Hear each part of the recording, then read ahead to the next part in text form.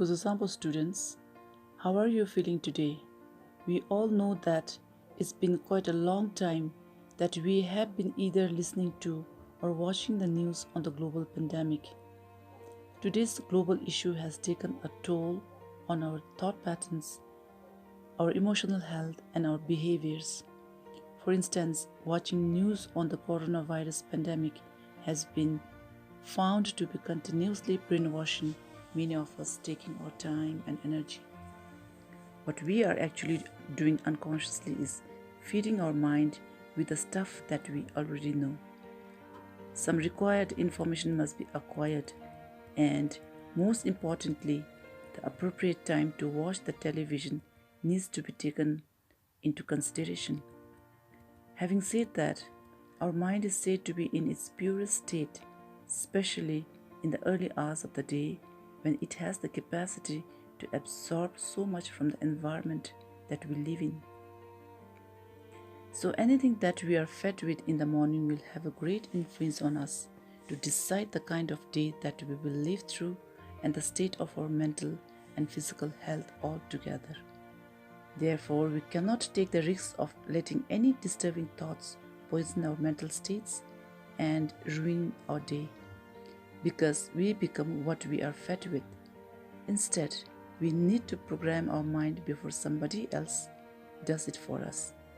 The fact is, with repeated listening and watching of the same thing for about 21 days would be just enough to get things recorded in our mind.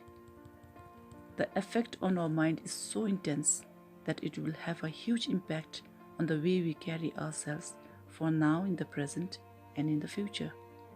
It is obvious that you might have had some unpleasant experiences either after hearing a lot about this global issue online or having watched people speaking on the television. It is normal to feel anxious and fearful for some time, but it is not okay if you continue to feel anxious and fearful for a longer period of time. Well, students, here's the key, a strategy to program your mind. I'm here to give you some information on the power that your mind has on you. A mind programming is a technique, it's a practice, it's a regular practice that you have to do in order to have something good happening for you. So let me tell you that the least you can do is take care of yourself every single day. Spend about 10 minutes each in the morning and evening if you really love and respect yourself. For example, as you get up in the morning, the first thing you can do is stretch your body a little, breathe for some time, think happy thoughts, look for any inspirational messages and listen to them online or offline.